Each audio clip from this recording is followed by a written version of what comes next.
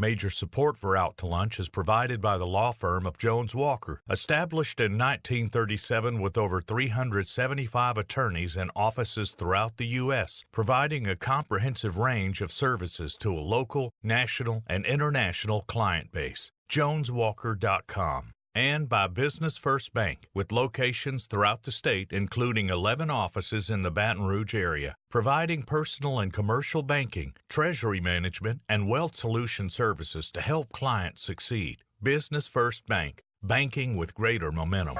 And by Shewart & Associates, legal recruiters in Louisiana and Texas. And Orange Theory Fitness, delivering fitness results for a healthier world.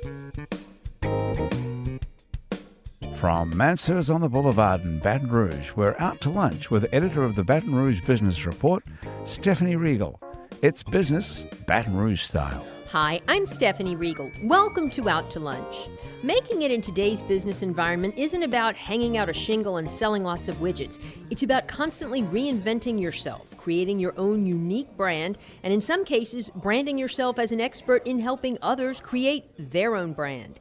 It's business 21st century style, and Baton Rougeans are proving themselves adept at playing by the new rules. Joining me today is Cary Bonnecaze, owner of Bonnecaze Absinthe and Home, a Baton Rouge-based manufacturer, wholesaler, and retailer of absinthe products, fountains, spoons, glasses, and sugar cubes used to prepare traditional French absinthe as it was made in the Belle Epoque. Now, you would think there would be a limited market for this, not in the least because the heyday of absinthe was not in the last century, but in the one before that, but you would be wrong. Though Bonnecaze Absinthe and Home occupies a niche market to be sure, the company sells to a robust clientele that includes Las Vegas casinos, large-scale absinthe distilleries, and mom-and-pop retailers around the U.S. and Canada. It's an interesting business, but then Cary is an interesting guy. In his previous life, he was the co-founder and very excellent drummer of the hometown band that made it big in the 1990s, Better Than Ezra. Cary, thank you so much for being with us today on Out to Lunch. Thank you for having me. Fun guest. And with me and Cary is Kate Gremillion, founder and CEO of Mavenly Company, a professional development company that provides tools and resources for young women to have honest conversations about creating career and lifestyle with purpose. Kate has a related business, Mavenly Consulting, which works with businesses to attract and retain millennial and women talent in the workplace. Kate has worked with young women across the country through group workshops, corporate training, and private coaching to equip them with the resources and mindset they need to pursue work that works for them. She also hosts a weekly podcast on iTunes, Women, Work, and Worth, and has been featured in Forbes, Fortune, Business Insider, and HerAgenda. Kate, it's a pleasure to have you here with us, a national presence in the local market. Welcome to Out to Lunch. Thank you so much. Happy to be here. Well, Cary, when we talk about new business model for the 21st century and the need to constantly reinvent yourself, you're sort of the epitome of this, rock star drummer. How did you go from Better Than Ezra to absinthe, and not only absinthe, but absinthe accessory wholesaler, manufacturer, and retailer? Well, being on the road as much as we were, I kind of just got to a point where I wanted to stay in one place. So I decided to open a store in the French Quarter. That was, I found that there was a void of French products in the French Quarter that weren't antique. So I opened a store called Vive la France, and we started selling actually like food products from France. Sure. Soaps, perfumes, etc., and home goods. And eventually, either visiting a family in France, or I started collecting, I started hearing about absinthe. Absinthe spoons, for instance, I've always found very unique and interesting. And there was actually a store in the French Quarter called Lucullus, which is still there. Sure. And they are still a big authority on absinthe in the United States. But I would see different absinthe antique items there, and just little by little just started to get this itch just to get into the market to start buying some. So it was more of a hobby. Mm-hmm. So I started collecting, and I would put all of my extra pieces like in the window or try to sell them in the store. And the funny thing is they were selling so quickly. Sometimes I could put something in the window and they were sold like that day. And then I ended up contacting a guy who made reproductions in France. And he talked me into I only wanted a few fountains. He ended up talking me into a container of absinthe ware. Oh my goodness. So yeah, he said that there was no one selling it wholesale in the United States. So I went ahead and took the plunge and started selling wholesale from there, and also retailing the products inside my store. And you are in Baton Rouge though now, based in Baton Rouge. Right. That was originally in the French Quarter. And you've since moved here. I have, established yes. that you are local in Baton Rouge. Exactly. Totally Oh, cool yes. story. And I have so many questions. I want to know all about absinthe, but I do want to bring Kate into the conversation because you have a very interesting business as well, and a blog and a consulting firm that helps people, and specifically women and younger women, find their inner Kate, that special something, their inner Karry. You know, they know what they are called to do. How did you discover your inner gift for helping people to do this? Yeah. And what does it take to help somebody find their niche? Absolutely. So this was a product of my own journey to finding out what my thing was. So I actually went to school in New Orleans at Loyola University, and I studied communications there, and everyone told me that I was supposed to work at this big, high-powered PR firm and wear the pencil skirt and the stilettos, and that was kind of the narrative that was set forth for me. And I did that. I got the high-powered job in Dallas, Texas, and I was there for all of 2 weeks before I realized, this might as well be a coffin instead of a cubicle is what it felt like. It just was like slowly dying inside. And so the only thing I knew how to do at that point, I'd been in school my whole life, is research. So I started talking to women all over the country that I thought had these amazing jobs and careers, and really found those themes and kind of the similarities between women who liked their work and maybe women who were looking for something like that.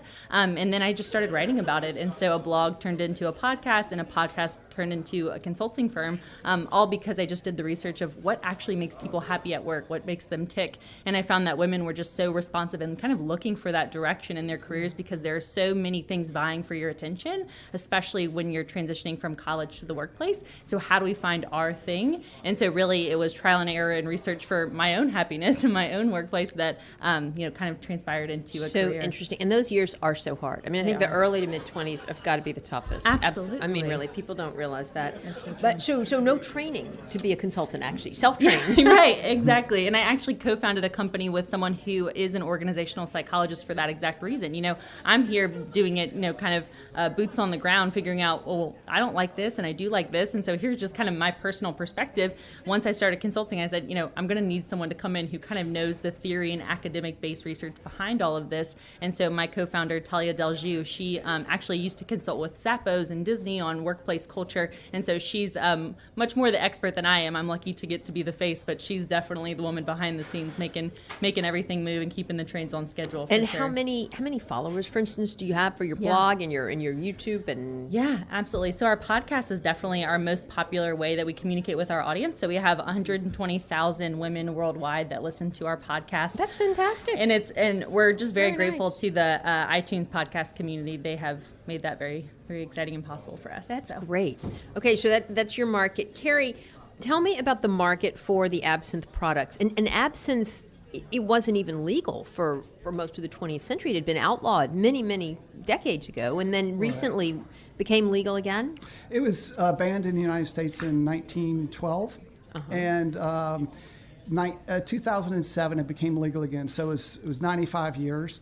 And what they did is they basically just adapted the same standard as the European Union, because when the EU formed, it was legal to drink or to make absinthe in some countries, some it wasn't. So they just kind of came up with this standard.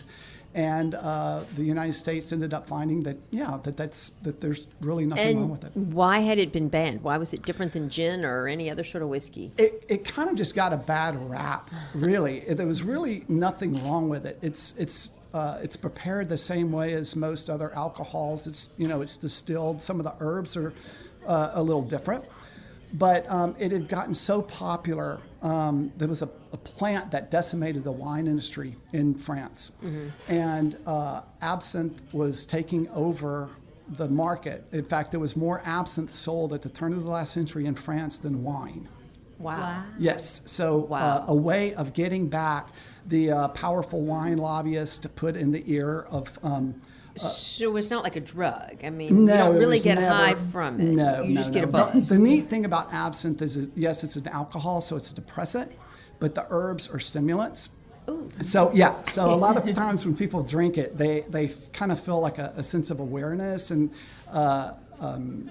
like a lucidity. It's not a depressant, and it's actually very enjoyable. Most people that try it correctly, one of the first things they say is that it's refreshing. They had no idea that it was supposed to taste like that. Most of the time, it's prepared way too strong, and it just turns you off. So, who is the market for your products? Oh my gosh, it's really across the board. Besides the absinthe products, we also make a number of other items that are French inspired, like turn of the last century. So we also do like marble bistro tables and other things like that. But as far as the absinthe, not only do we have the distilleries, we have European distilleries that purchase from us that we brand. We have in-house branding on all of our products. So we have restaurants, like you said, mom and pop shops all over. In fact, all over the world. We do cater mostly to the United States and Canada, but we do ship. We have companies all over the world that purchase from us. Yeah. You're listening to Out to Lunch. I'm Stephanie Riegel. I'm talking to former Better Than Ezra drummer Cary Bonnecaze of Bonnecaze Absinthe and Home and Kate Gremillion of Mavenly Company. We'll be right back after this very short break.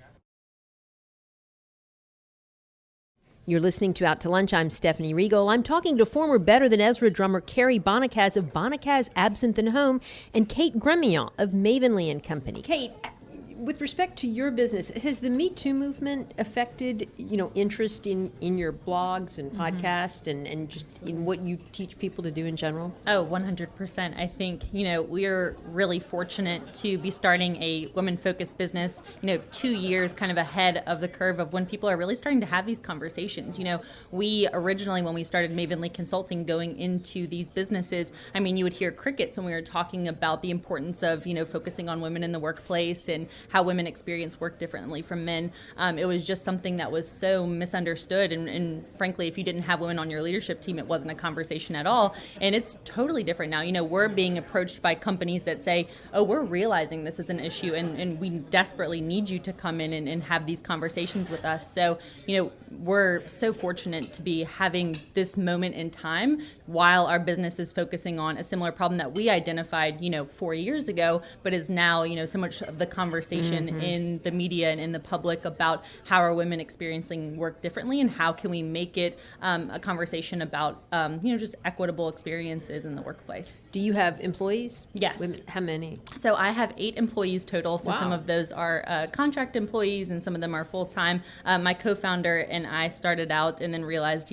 as we've kind of grown, we've needed more people to come on, but most are not local. Most of them are kind of all over the country. And we've really taken advantage of this kind of gig economy and virtual economy, and we have a lot of employees that get to be in a lot of different places. So do you work out of a virtual office?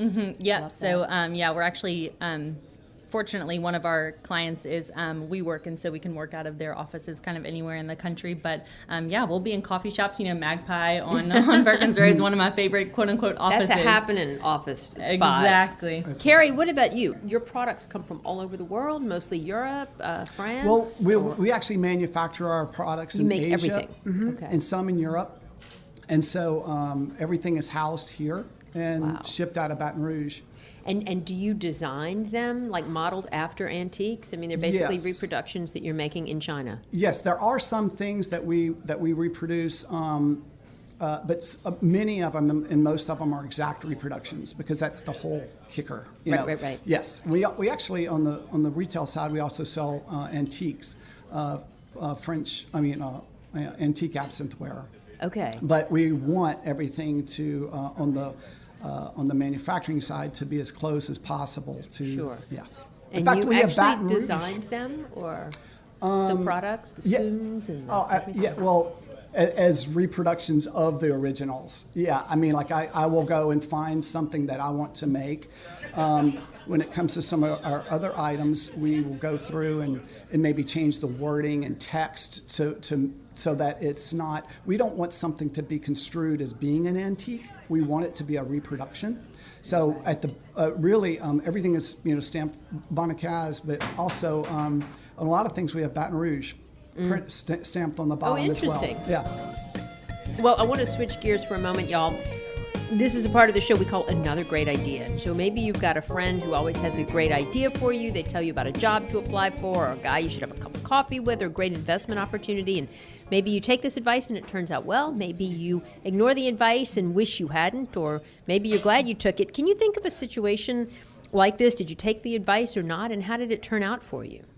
Absolutely. So, and it's so funny that we're talking about this because one of my mentors here locally in Baton Rouge was the person who gave me this advice. Originally we were working kind of, business to consumer directly with young women and having these conversations with them about how to change their own career. And Beverly Brooks Thompson, who's local to Baton Rouge and an amazing mentor of mine, and I'm a huge fan of hers. I remember sitting down to lunch. I'm trying to, I'm working tirelessly to sell tickets to this event and it's just going terribly and I'm not selling enough tickets. She said, you should really consider talking to businesses about this. They have budgets for this type of thing. They're employing the women that you're trying to work with, and it seems like there might, from an accountability standpoint, be a better option there. And at first, I was super hesitant. I was just really focused and, frankly, kind of stubborn about the business model that I had. And it ended up being the best business decision we could have made is to pivot to a more B2B or business-to-business model. And so she's the person who gave me that advice that I think at first I was hesitant whether or not it was a great idea, but it ended up being a wonderful idea. That's wonderful. And a plug for Beverly, an alum of this show. Yeah. What about you, Karry? I don't know if I had, I guess if you go back a little bit for me, probably and I wouldn't even call it advice, but I remember my father at one point saying something about, because he also played drums. Did it? And like professionally, or is it just a side thing? No, locally, but Okay. he was good. But I remember at one point him saying, and it always stuck with me, that if he could make a living doing that, he would have. Wow. And it's that when we started Better Than Ezra, that's part of what it kind of just stuck in my head. I'm thinking this is a blast. I'm with my best friends. We're having fun, and if we can make a living at this, and that's actually kind of what helped push me, believe it or not. That's great. Yeah. What do you wish you were still playing drums full time? I know y'all get together every once in a while. Well, but it's funny. I'm actually going to be. I'm starting. This is brand new. In fact, we've only had one practice, but we're looking to starting up another band. The same members of BT? No. Different group. Completely different. Yes. Fantastic. Yes. So it'll be local, and we'll play pretty much locally. It's not going to be anything serious, just something for fun. But the guys are all local musicians, and they're really good, and it's kind of an honor to play with them too. How different is it being a business owner now than it was being a drummer and being on the road and touring and playing and everything? That side of it was just a whirlwind. I mean, it was it was nonstop, but at the same time, there's a lot more business. Like I don't think that people quite understand when you're to become successful like that. There's a lot of business. There's a lot of luck, but there's also business decisions that we that we work on. Sure. So you actually kind of do end up becoming somewhat of a business person, through that process.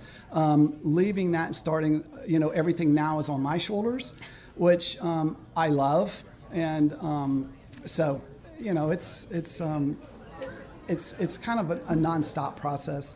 Interesting. Do you wish you were still playing full time? Do you miss it? No, sometimes I do, but I think overall I really enjoy what I do. I love getting up and doing this. I mean, I think I don't know. Probably in high school is the last time I maybe worked for someone. Yeah. So I loved. Thank you. It looks great, by the way. So I love working for myself. Yeah. Being able to. At the same time, I listen to employees, and I love feedback. I love throwing things off against the wall and thinking outside the box and looking for others for advice and et cetera. But no, I absolutely love what I'm doing. I would not go back to that, that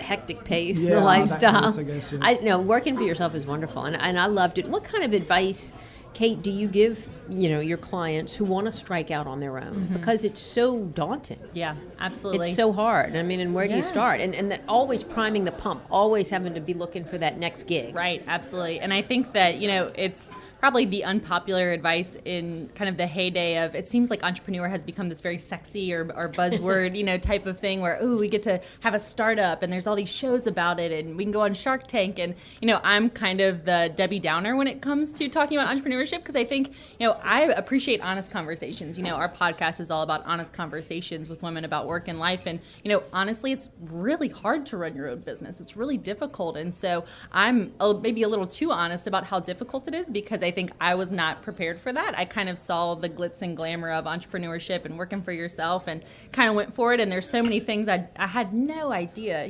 what to do. My dad's a physician, my mom's a physical therapist, and so the business acumen was not something we talked about frequently, and so I maybe didn't understand what it took to become an entrepreneur, and thankfully we've been successful. But when people tell me they want to start their own business and they want to work for themselves and live their passion, I'm pretty quick to say, hey, here's what that looks like. Here's what taxes look like when you own your own business. So no, that's great. And is there like a about financial toolkit or startup toolkit that you can give them to try to? Absolutely. So we actually just created that because it's something we created for ourselves over the past 4 years. We created this toolkit of here's, how you process clients. Here's how you pay taxes. Here's like the invoicing software you need. And so we've bundled all of that together and we sell it on our website specifically for that reason because so many women say, I don't even know what tools to begin to invest in or use. That is great. Things like and that. then did you like brand that and did you like I don't know if you have to trademark it or get a patent for it if it's your own package of. Yeah, so it's Mavenly's Behind the Business Toolkit. And so we've branded it, packaged it, and it's actually one of the most popular toolkits on our website. We have, if you want to change careers or land a new job or things like that. But most people say,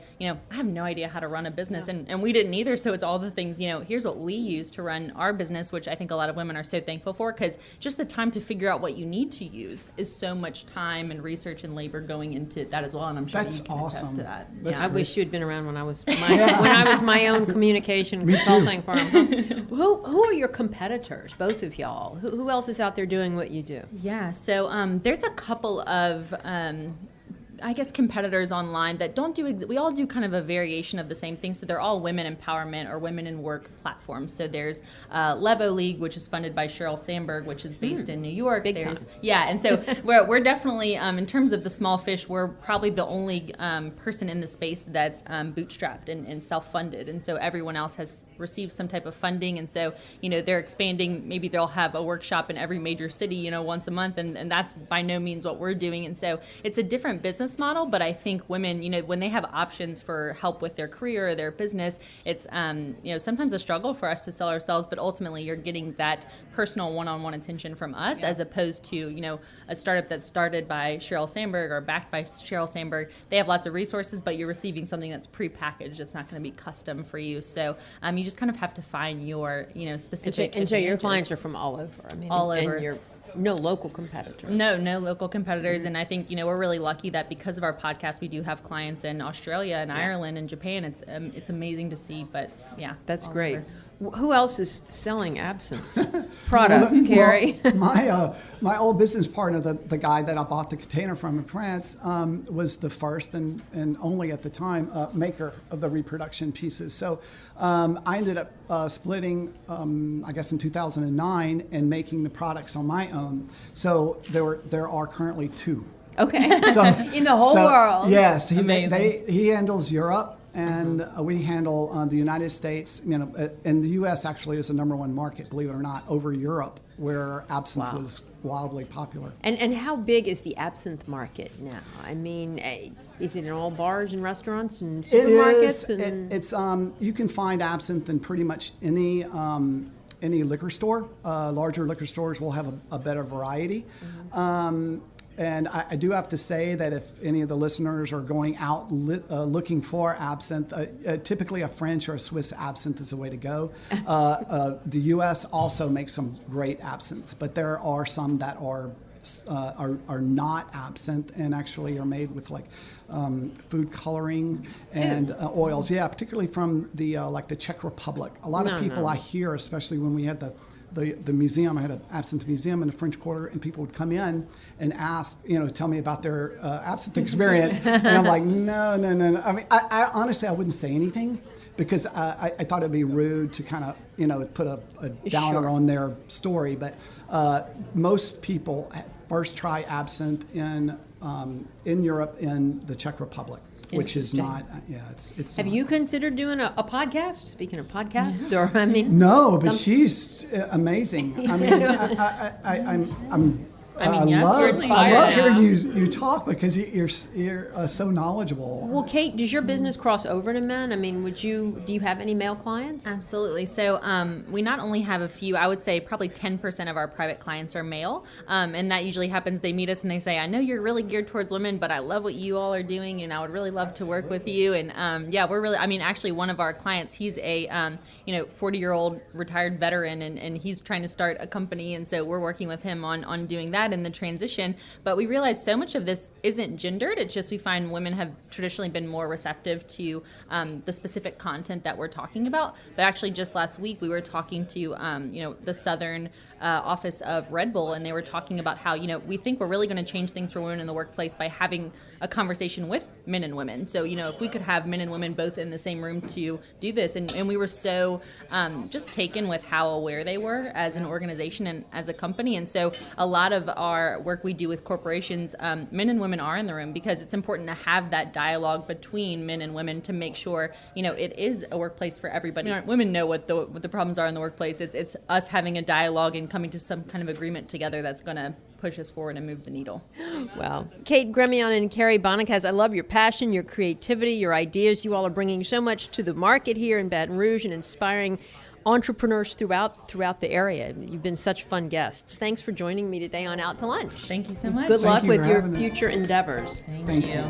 My guests today on Out to Lunch have been Cary Bonnecaze of Bonnecaze Absinthe and Home, and Better Than Ezra, and Kate Gremillion of Mavenly Company. The producer of our show is Grant Morris. Our technical producer is Eric Merle. Our associate producer is Peter Raschuti. And our Baton Rouge business consultants are Charlie D'Agostino and Ann Edelman. If you want to know what we all look like, you can find photos from this show on our website, itsbatonrouge.la, and on our It's Baton Rouge Facebook page. These photos were taken by Karry Hosford. You can find more of Karry's photos at karryhosford.com. You can hear this show and past episodes of Out to Lunch wherever you get podcasts and at itsbatonrouge.la. Out to Lunch is a production of INO Broadcasting for itsbatonrouge.la and WRKF 89.3 FM. I'm Stephanie Riegel. Thanks for joining me. I look forward to meeting you again next week around the table here at Mansurs for more business Baton Rouge style on Out to Lunch. Out to Lunch is recorded live over lunch at Mansurs on the Boulevard in Baton Rouge. Mansurs is open for lunch daily from 11 to 2, for dinner nightly, and for brunch on Saturdays and Sundays. Mitchell Foreman wrote and performs all the music on Out to Lunch. Mitchell's music is available wherever great jazz is sold or streamed, and at mitchellforeman.com.